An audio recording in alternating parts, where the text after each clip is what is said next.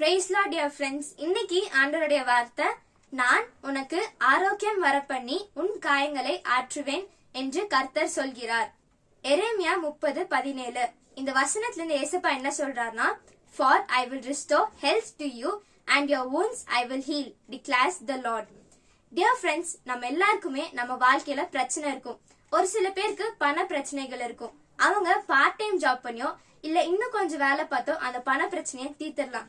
ஆனா நிறைய பேருக்கு உடல் ரீதியா பிரச்சனை இருக்கு. அவங்க ரொம்ப கஷ்டப்பட்டுட்டு தான் இருக்காங்க. பைபிள்ல நம்ம யோபுவை பாக்குறோம். அவரை சோதிக்க சாத்தானுக்கு தேவன் அனுமதி கொடுத்தாரு.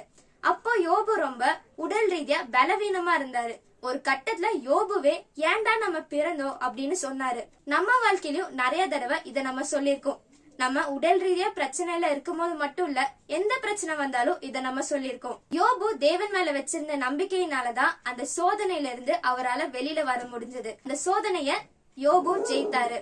இன்னைக்கு கூட உங்கள நிறைய பேர் உடல் ரீதியா ரொம்ப சோர்வடைஞ்சு கஷ்டப்பட்டுட்டு இருக்கீங்களா? இன்னைக்கு ஏசப்பா உங்ககிட்டதான் சொல்றாரு, யோபுவை குணமாக்கின தேவன் உங்களையும் குணமாக்குவாரு. என்னைக்குமே உங்களுடைய பலவீனத்தை நினைச்சு சோர்ந்து போகாதீங்க, கவலைப்படாதீங்க, பயப்படாதீங்க.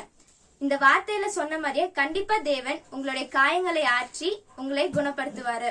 இந்த வார்த்தையை சொல்லி நீங்க ஜெபிங்க. பாய் டியர் ஃப்ரெண்ட்ஸ், நாளைக்கு பார்க்கலாம்.